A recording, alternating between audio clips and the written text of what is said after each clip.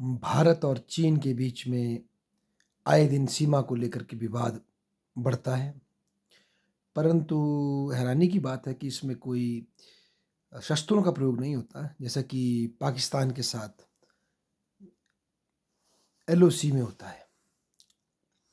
यहाँ पर भारत और चाइना की काफ़ी पुरानी एक अंडरस्टैंडिंग है, जिसकी वजह से जो बॉर्डर ज़ोन है, वहाँ पर जो पेट्रोलिंग पार्टीज़ है, वो वेपन्स यूज़ नहीं करती है।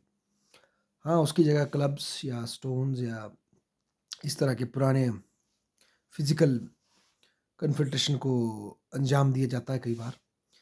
अ, ये भी एक सच्चाई है, जैसा गलवान में हमने देखा पीछे और अभी हाल ही में जो अरुणाचल में हमने देखा। इसको समझने के लिए हमें समझना होगा, इस क्लैशेज़ को समझने के लिए कि हमारी सीमा और पाकिस्तान की चाइना की सीमा क्लियर नहीं। ये सीमा जो शुरू होती है, ये मैकमोहन लाइन के आधार पे चलती है।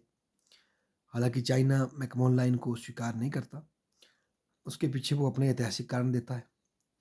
अंग्रेज़ों ने जब तिब्बत स्वतंत्र देश था, उसके साथ एक एग्रीमेंट किया, चाइना को भी उसमें इनवाइट किया और 1913 में दिल्ली दरबार शिमला समझौते में मैकमोहन लाइन की स्थापना हुई। परंतु जब चाइना ने फिर से अपने को री-स्ट्रेंथन किया कम्युनिस्ट के अधीन और अम, तिब्बत को भी ग्लप कर लिया, उसको कैप्चर कर लिया, तो वो एग्रीमेंट अपने आप में वीक हो गया क्योंकि जिस जो एक महत्वपूर्ण उसका एग्रीमेंट करने वाली कंट्री थी, उसको चाइना ने फिर से कैप्चर कर लिया और ऐसे में उसका अगला विवाद जो है भारत के साथ होना स्वाभाविक ही था। तो ऐसे में ये बड़ी गलती भारत से हुई है आज़ादी के समय कि हमने चाइना को की ट्रू इंटेंशंस को हम पहचान नहीं सके और साउथ साउथ के नाम पर कि हम भी कॉलोनियलिज्म से बाहर आए, चाइना भी कॉलोनियलिज्म से बाहर आया, हमारी सोच सेम है। ये हमारी बड़ी-बड़ी बहुत बड़ी बेवकूफ़ी थी।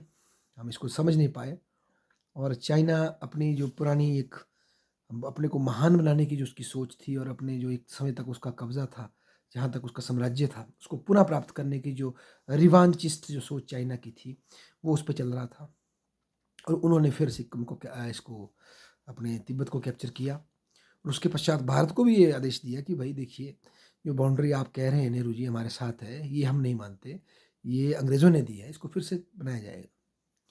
जबकि नेहरू जी क्लियर थे, आदर्शवादी व्यक्ति थे कि भई ये तो बाउंड्री लगी है पहले की, आप क्यों इसमें इंटरफेरेंस कर रहे हैं? और इधर चाइना ने एक रोड बना लिया अपने भारत के उत्तरी सिरे पर, जिस इलाके को हम बड़ा समझते थे, उसमें चाइना ने रोड बना लिया और जब पता लगा कि ये रोड जो यहाँ से तिब्बत से ज़िंगजियांग को जा रहा है और हमारी सीमा पे जा रहा है, तो देश में बड़ा रिएक्शन हुआ। तो दबाव में आकर के नेहरू जी को भी एक्शन लेना पड़ा, उन्होंने अ, अक्साई चीन से चाइना की सेना को पीछे भगाने का प्रयास तो किया।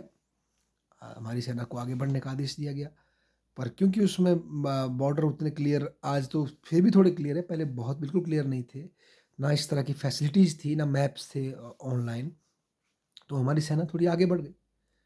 जब उनकी सीमा में पहुँची तो वो पहले से युद्ध के लिए तैयार थे चाइना और उन्होंने काउंटर अटैक किया बड़ा ज़बरदस्त और उत्तर में और और अपने पूर्व में अपने अरुणाचल के क्षेत्र में बुरी तरह से पराजित हुए और बल्कि अरुणाचल में तो हमारी सेना का डिबैकल ही हो गया बहुत बड़े स्तर पर। बहुत से सैनिक भाग गए, बहुत से अफ़सरों ने बड़ी अ, शर्मनाक परफ़ॉर्मेंस दी, भाग गए, बीमार हो गए।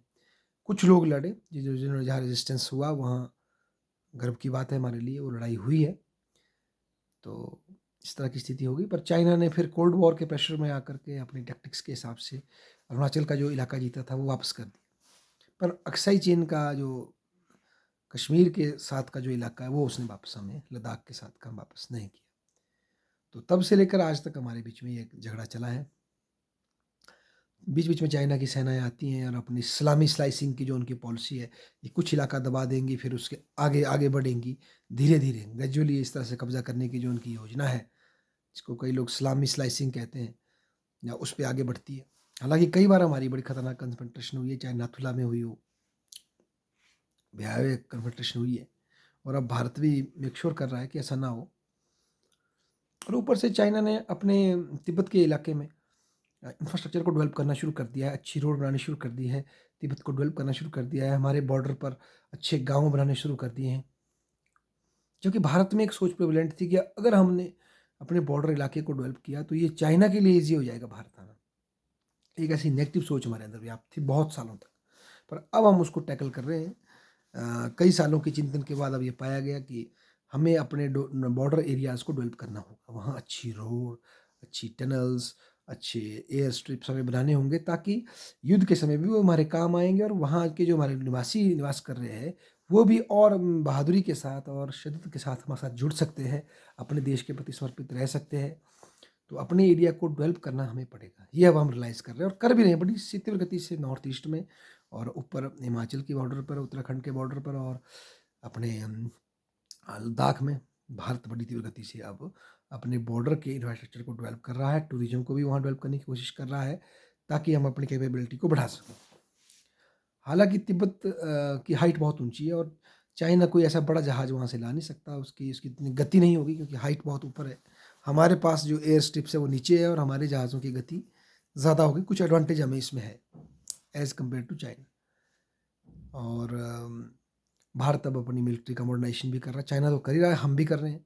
फिर क्वाड में हम जुड़े हैं चाइना के शत्रुओं के साथ, क्योंकि जैसे पुटले कहते हैं, शत्रु का शत्रु हमारा मित्र है, और वो हमें करना होगा। अपने से मजबूत शत्रु से निपटने के लिए हमें उसके शत्रुओं को भी साथ देना होगा, तो वो हम कर रहे हैं। उसके लिए हमने ताइवान से, जापान से, ऑस्ट्रेलिया से, अमेरिका से हमारी मित्रता है, और हम कोऑर्डिनेटेड तरीके से उसका मुकाबला कर रहे हैं।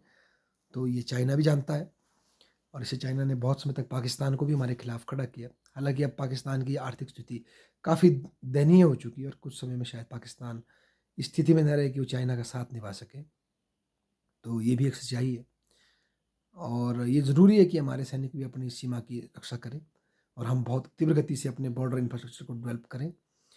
अ, हम ये तो नहीं कहते कि चाइना हमारे से सारा इलाका छीनना चाहता है, ये तो अभी आज के युग में वैसे ऐसे पॉसिबल लगता नहीं है। पर फिर भी हमें युद्ध की हर संभावना के लिए तैयार रहना चाहिए। हो सकता है चाइना इन प्रेशर टैक्टिक्स से हमें, हमारी जो विदेश नीति में जो स्वायत्तता है, जो हम चाइना के सामने झुक नहीं रहे और अपने स्वायत्त डिसीजन ले रहे हैं, चाइना के विरोधी कैंप से भी बातचीत कर रहे हैं, उससे दबाना चाहता है, हमारी स्वायत्तता को चैलेंज करना चाहता है, हमारी राष्ट्रीय शक्ति को तोड़ना चाहता है। तो उसका का प्रत्युत्तर हमें बड़े गर्मजोशी से देना पड़ेगा, और वो हम दे भी रहे हैं, है ना? और उसकी जो ये स्ट्रिंग्स ऑफ पर्ल्स की जो थ्योरी, वो हमारी का जो नीति जो है, इसके तहत वो हमारे इर्द-गिर्द के टापुओं को ले रहा है, वो भी चली है, तो हम भी उसके काउंटर में प्रयास कर रहे हैं। हमारे अंडमान निकोबार नीचे बहुत अच्छी हमारी पोजीशनिंग है, कुको आइलैंड्स ऑस्ट्रेलिया के साथ हमारे पास हैं, जहाँ से हम उसकी ब्लॉकिंग कर सकते हैं, अगर वो इंडोनेशिया होके आता है उसका सामान। और इधर मॉरिशस और सेशेल्स और अफ्रीका के कई और देशों में भी हम अपने बेसेस ढूँढ रहे हैं, जैसे कि चाइना ने ढूँढे हैं, ताकि उसको अच्छे तरीके से काउंटर किया जा सके। आज के ग्लोबलाइजेशन के युग में वैसे तो हिंसा के लिए कोई जगह नहीं है, और इससे नुकसान ही होता है युद्ध से, परंतु अपने राष्ट्र हितों की रक्षा करना भी प्रत्येक राज्य का पहला कर्तव्य है। उसके बाद इंटरनेशनल कोऑपरेशन होता है। तो इसलिए भारत इस पे तत्पर है, और ये जो कॉन्फ्लिक्ट आजकल हो रहे हैं, इसमें चाइना के हो सकता है इंटरनल पॉलिटिक्स भी ज़िम्मेदार हो, क्योंकि शी जिनपिंग एक कमज़ोर विकेट पर हैं, उनके विरोधी बढ़ रहे हैं। तो हो सकता है वे अपने भीतरी आक्रोश को भारत की तरफ डाइवर्ट कर दें, और कहें कि देखिए, भारत से हमारा युद्ध है, आप ध्यान बाहर फ़ोकस कीजिए जनता, मुझ पे ना फ़ोकस करके अपने देश की रक्षा पे फ़ोकस कीजिए। तो ये भी हमें ख़्याल रखना है। तो इस तरह से भारत और चाइना के रिलेशनशिप बड़े कॉम्प्लेक्स हैं। हालाँकि हमारा ट्रेड बड़ी तीव्र गति से आगे आपस में बढ़ रहा है, कॉपरेशन बढ़ रहा है ट्रेड में, चाहे मोबाइल टेक्नोलॉजी हो या अन्य इलेक्ट्रॉनिक टेक्नोलॉजी हो, हमारा सहयोग बढ़ भी रहा है। और ऐसे में हम स्पष्ट रूप से बायकॉट की पॉलिसी भी नहीं अपना सकते, क्योंकि चाइना हमें उस लेवल पे चीज़ें ऑफ़र कर रहा है, जो कि और कोई कंट्री उतनी सस्ती हमें कर नहीं सकती। जब तक कि हम चाइना की जो माल हम ले रहे हैं उसका अल्टरनेट बिल्ड नहीं कर सकते अच्छा, तब तक उसके माल को स्वतः ही बायकॉट करना भी बेवकूफ़ी है। इससे हमारे अपने ही लोगों को नुकसान होगा, और हमें बड़े कॉम्प्लेक्स तरीके से इस तलवार की नोक पे चलना है। सहयोग भी रखना है, जहाँ हमारा विरोध है वहाँ हमें विरोध भी दर्ज कराना है, और साथ ही साथ चाइना के ऊपर जो हमारी डिपेंडेंस है ट्रेड पे, उसका अल्टरनेट भी हमें तैयार करना है। ऐसा मुझे लगता है। धन्यवाद।